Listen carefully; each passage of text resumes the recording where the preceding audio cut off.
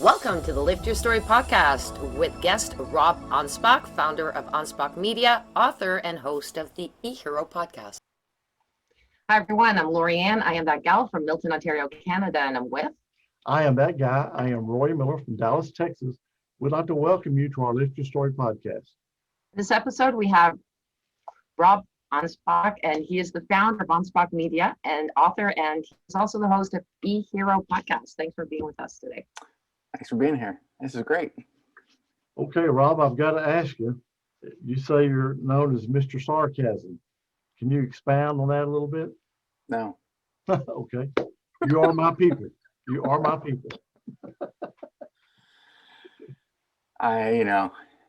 It was one of those things where I've been sarcastic my whole life. But when I started writing books, the first dozen that I wrote were very PC, politically correct. I didn't want to offend anybody.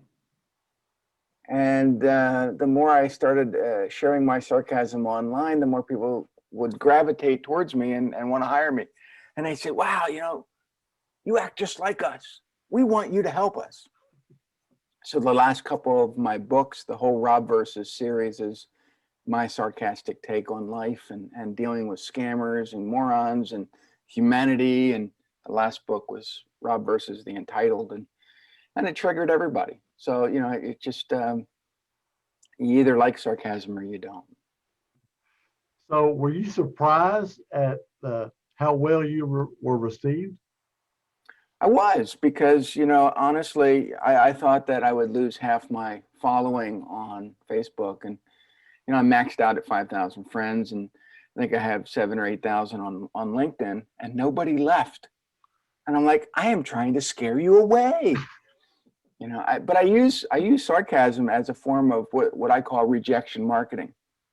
Those that are offended or triggered or just don't get sarcasm, they don't hire me. And then that leaves the people that do like sarcasm, that do like humor and wit and that wicked sense of humor. They're like, oh, you're one of us. We want to hire you and give you lots of money. And to me, that's the best way to do things. That's a pretty neat little niche you've got. Yeah, you make money by offending people, so not everybody can pull it off. In today's world, that's saying something. And the testimonials I've been getting lately on these Rob versus books are just amazing. I'm glad that I can make people laugh at my stories and I can share. But there are so many people that they'll come to me, they'll try to sell me something, and I turn the script on them, and that story goes in the book. And they usually just end the conversation with an F you and hey, if you're going to do that, you're going to be in the book. So is that how you came up with the Rob versus? Well, I had started sharing these stories on Facebook. People call all the time. These scammers, the Visa, MasterCard people, the travel award scammers, and at first I would just curse at them and yell at them and slam the phone down. And I'm like, this is driving my blood pressure up. I can't do this anymore. So I started playing with them, and I started wasting their time and coming up with all kinds of sarcastic answers, and they would stay on the line. And I'm like, so I started jotting them, everything down and sharing these stories out. And people were like, well, you need to create a book because this is great. So the first one was called Rob versus the Scammers, and it helped people, everywhere, how to avoid getting ripped off by phone scammers, email scammers, and then it gravitated, so the more I came out with a new name for a book, the more it triggered people, because the second one, Rob versus the Morons, people didn't know how to take that one. They're like, am I going to be in that book? What are you talking about? they're emailing me. My story's not going to be in there, is it? Yeah. No, I don't actually share their name, Right. you know. Or I might share their first name, but not their last name. And so I try to take all the curse words out because, little kids read it. I have people, a lot of my clients, they'll share it with their kids because it's very funny. And I had a client call me and they said, yeah, my 8-year-old's reading this. And I'm like, what? And then the other day, someone sent me a video of their 4-year-old grandson who wants to have their grandmother read Rob versus the Untitled to them for a bedtime story. I'm like, wow, people are treating, they're training their kids young in sarcasm.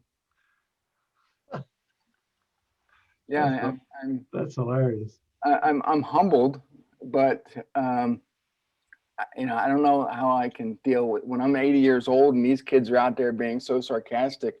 The whole world's going to be in trouble.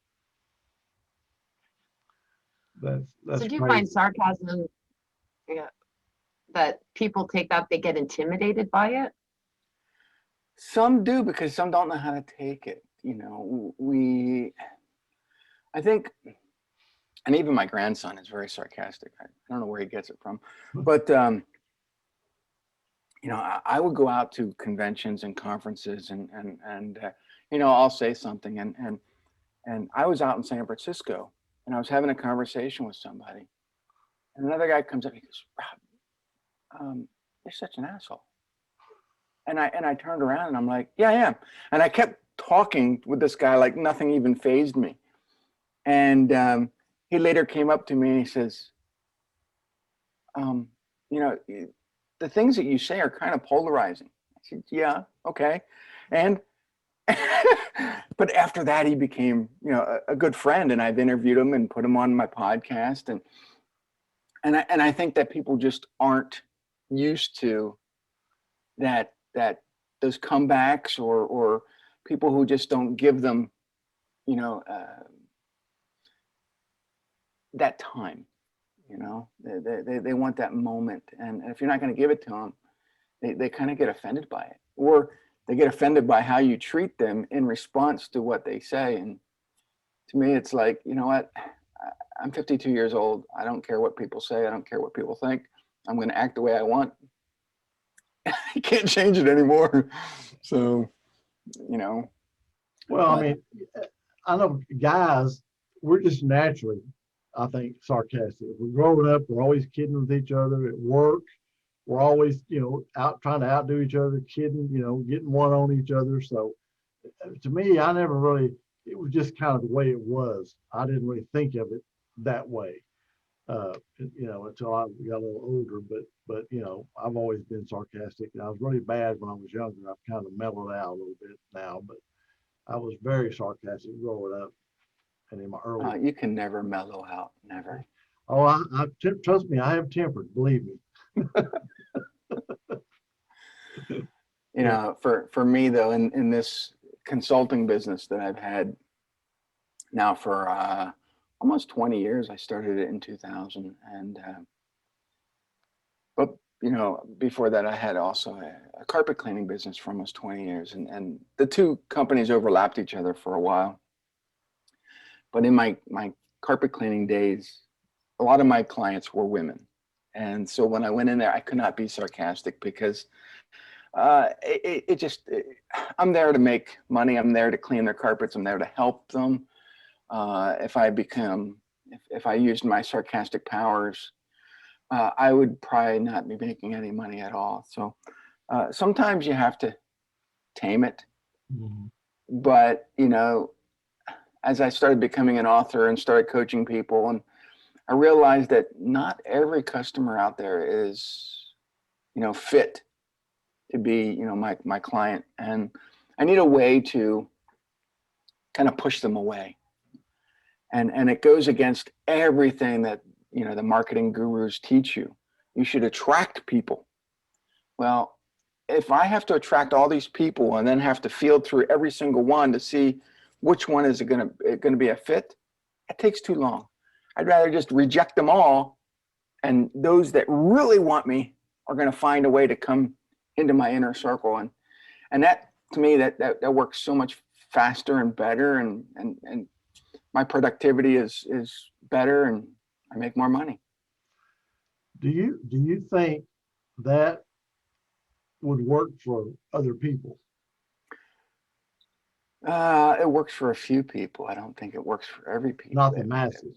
No, not the masses. And in fact, in my book, I put a disclaimer in there that the methods that I use work for me, and I don't encourage anybody else to use them, because, you know, most people are not going to do well right off the bat using sarcasm to attract people.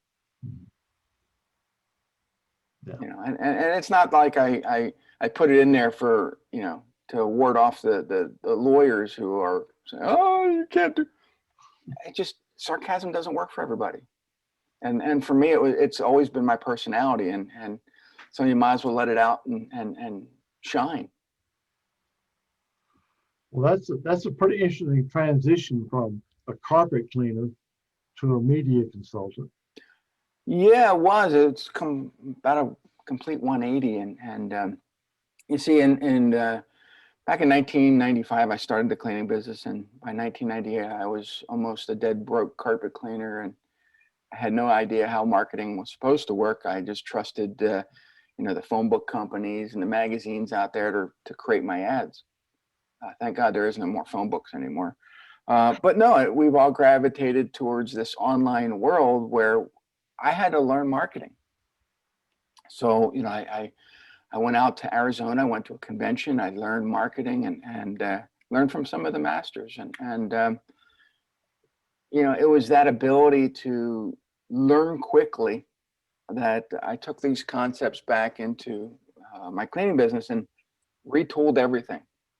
Rewrote all the ads, redesigned everything myself. I was tired of dealing with very expensive and lousy phone book ads that didn't work. So I created everything from scratch, raised all my prices, and within a year we turned everything around, where I was probably making now double or triple what I was before.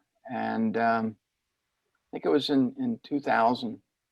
We took our first family vacation down to Disney World, and you know, it was just great, because now it was like I finally discovered the secret to, you know, making money was using effective marketing. And since then, we've been to Disney World probably a dozen times.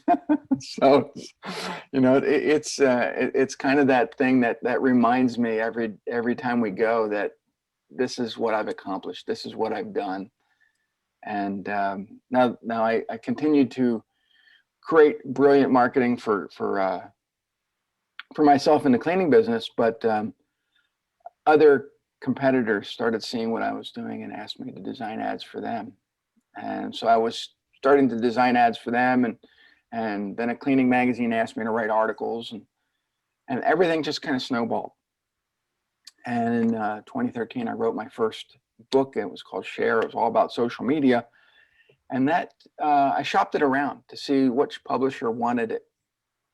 And everybody wanted these thick techno books that bored the crap out of people. And I said, no, this is the easiest social media book you're ever going to read. And it was only 120 some pages, and you could read it in about 45 minutes. And so I created my own publishing company, and you know, marketed the book through social media. And within the first few months, we sold 2,000 copies, and you know, it just grew from there. And then I partnered with another person, and we wrote a book on search engine optimization, and that went #1 bestseller in 3 countries or 4 countries. And from that point, I mean, I've been writing about an average of 4 books a year. So I just produced book number 30, 31 or 32 in 8 years. So let me go back, but you said you went to Arizona to learn about marketing. So let me ask you a question. So I'm sure that was a fee seminar or something you had to attend, you had to pay for it, right? Yes. So, but by doing that, investing that time and money in that little weekend or week or whatever it was, it cut your learning curve way down and the time to learn marketing way down, right?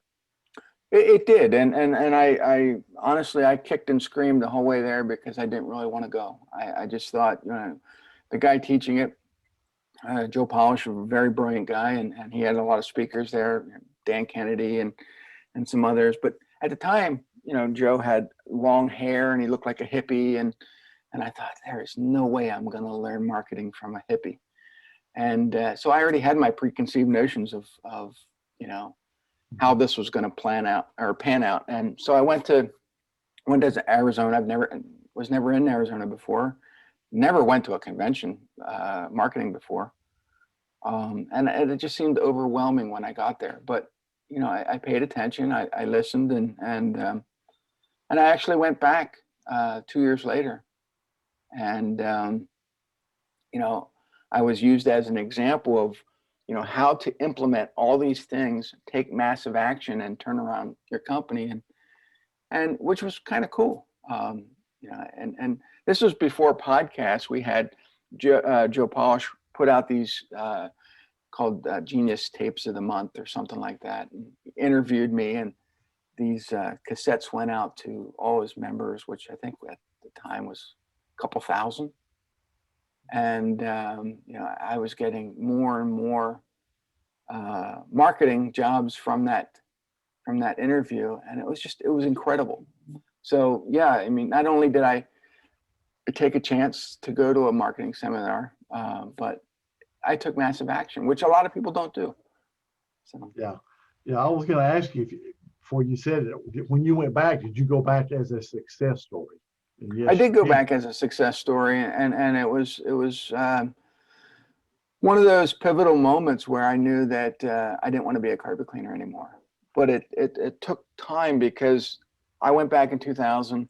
By 2001, we had the 9/11 event, and I made a choice. Okay, do I continue the consulting or do I continue the carpet cleaning? And at the time, there was no air travel. Air travel was stopped, and so I said, well, I'm going to continue this carpet cleaning venture and see where it goes. And I kind of put the consulting on the back burner for a couple of years until everything kind of returned to normal with air travel and so yeah, it was a trying time because carpet cleaning was never something my wife said, yeah, you'll be good at. Oh boy, I married a carpet cleaner. Yeah, and it was, well, we were married a couple of years at the time before I decided to do it, and she just thought I was nuts. But it was one of those, and I look back and I tell people, I said, look, I'm not afraid to share my story about being a carpet cleaner because all the things that I learned, not only cleaning carpet, but designing my marketing and learning social and learning all this other stuff, created the consulting company that I have today. So all the tried and true marketing that I've ever done, I can use for my clients today. Now, some of it is a little outdated because, we don't have phone books anymore. We don't, well, very limited. I mean, they used to be, really thick. Now they're, a notepad. So it's all, Google ads and SEO and web building and a little different, but it's you got to put your marketing message where people are searching. It's even harder now. I know that we used to have our little local newspaper, and that's not even anymore since COVID. It just completely gone now. So not even any sort of form of printed ads are pretty well, except for some magazines out there. But I'm talking about newspapers and dailies and that. Yeah, I mean, our local magazine is struggling. I mean, our local newspaper is struggling. They've been in business for, I don't know, since the 1700s. Mm-hmm. Wow. And, but, a lot of them now, you can get their digital magazine on your phone.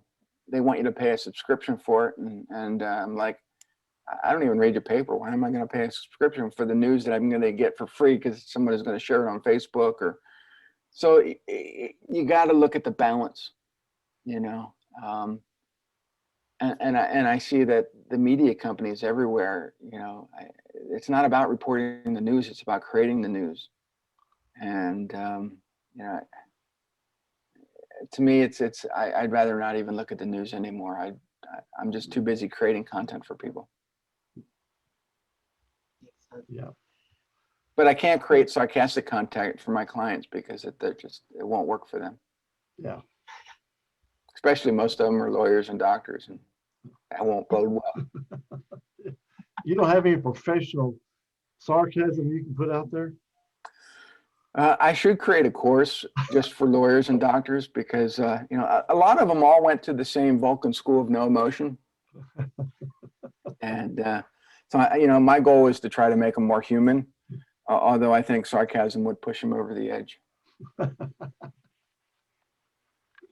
I push some of their clients over the edge too. Yeah. Although, you know, some clients need to be pushed over the edge. Yeah, no way I'm going to see him. No. Imagine if you went to a doctor and he was just, his bedside manner was just all sarcasm. You know, would you appreciate him better, or would you punch him in the face?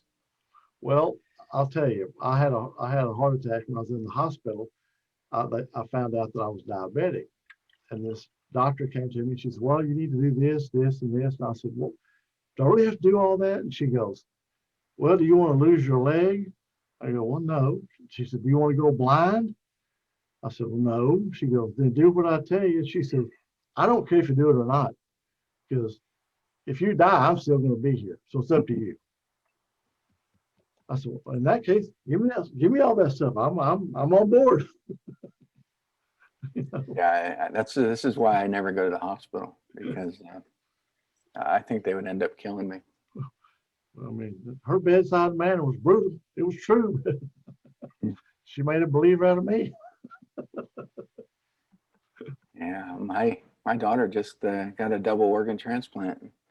She was diabetic for 20 years, and Oh wow! now she has a new pancreas and a new kidney, and yeah, she hasn't had to take insulin in 3 months now since the procedure, and so she's loving it. Good for her. Good for her.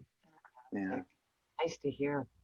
Yeah. Yeah, I think everybody needs to experience a miracle, and with her it was a double miracle because you know, when you've had diabetes since you were 10 years old, and for the last 20 years you've known nothing but, you know, heartache and Mhm.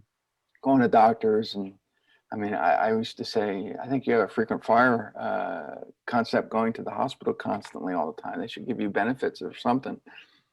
But you know, it just you know, now she goes once a month for checkups, and that's it, and it's nice. Wow. Good deal. That's good news. So, Rob, how can our listeners reach out to you to get some sarcasm? Through you. Yeah, they should knock on your door and say, I want to know more about that Rob guy, especially at 2:00 in the morning, you know. But or they can, you know, the simple way, you know, if you don't want to be bothered, they can go to my website. It's anspachmedia.com. And you're probably going to spell it wrong anyway. So it's ANSPACH media.com. You're going to find a lot of information. Over 700 blog articles are on there. So, you know, what I want you to do is binge read every single one of them. It's going to take you a while. And then buy all my books, because that's the only way you're going to appreciate who I am and what I do, and all my sarcasm, and then I'll be happy. Which is the first book they should buy? The first book, well, is called Share, and it's in back of me right there, and it's all about social media, and a lot of the concepts that I wrote in there in 2013 still work today. I mean, it's 27 ways to boost your online experience, build trust, and attract followers, and I think there's only one that doesn't apply anymore, only because that particular thing doesn't work. But Okay, you got 26 of them that still work. So, you know, so if you want to, you know, do social media better, you know, then get share. Now, if you're like me, where you're over 50, then grab the No Experience Necessary: Social Media for the Boomers, Gen Xers, and the Over 50 Entrepreneur. And you know, I wrote that when I was 47, so I actually couldn't read it until I was until I was over 50. But you know, it's going to benefit you, because what that does is it teaches you how to use social media to boost your legacy, you know, to showcase your passion and to you know, get people on board for, you know, what you're doing.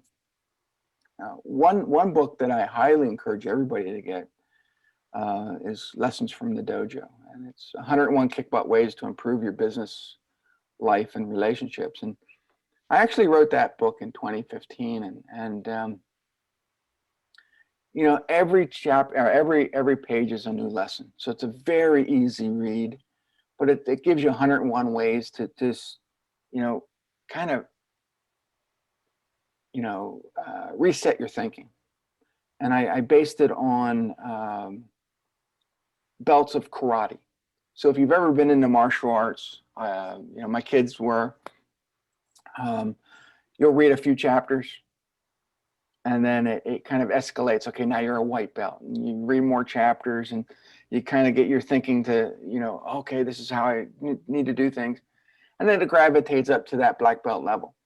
And so, you know, the book wasn't as well received as some of the other ones, but, you know, the people that have read it really liked it. But I think more people, when they're searching, they think of it as more of a karate book and not as a life lesson, entrepreneur building book. And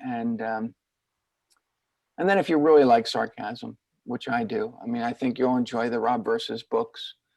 And you can actually just go type Rob Versus, ROBVERSUS.com, and it will take you right to Amazon, and you can buy those 4 books. And I actually have enough material to write book 5, but I have to put book 5 on the back burner for a while, because I have a couple client books that have to get done. So book 5 won't come out till probably 2022. Okay. Well, Rob, thanks so much for being with us. It was really a pleasure meeting you, and we really appreciate you taking the time. Thank you. It's great being here. Lorianne, do you have anything?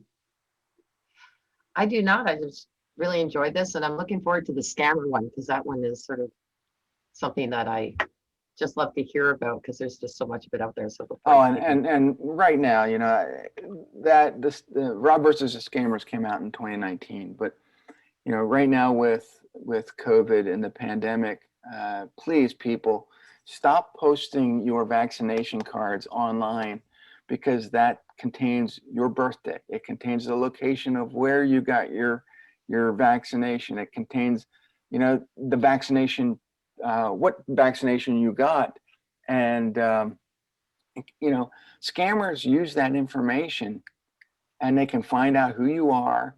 And, you know, they'll call up and say, hey, this is so-and-so from, you know, whatever place you got your vaccination from. And they kind of make it so that you believe they are legitimate, but they're a scammer and they want more information. And people are giving them their credit card. They're giving them their ID. And it's like, people, stop. Yeah. You know, I may be sarcastic, but I'm also one of the good guys. And that is exactly why I put out that first book, Rob versus the Scammers, to teach people to fight back, because I hate scammers, and I mess with them all the time. For that reason, I want to waste their time so that they don't scam someone else. And you know, it just I've seen so many people get ripped off, and they lose their money, and there's nothing that the police can do. Yeah. Because a lot of these scammers are overseas. They're from Pakistan. They're from India. They're from foreign countries that, you know, we can't go after. And I think they lose their self-confidence too with that when they scam a lot of people too. So Yeah. Thanks for that. I appreciate that because I really do believe everybody should pick that up because I can't believe even some of the things that people believe in that really, even if you're telling them it's a scam. Yeah. But just really instill that in there. Just be careful. Yeah. So thanks for that. And thanks for being here. Really appreciate it. Thanks, Bob. Appreciate it. Thank you for listening to this episode. Be sure to visit us at lifterstory.com.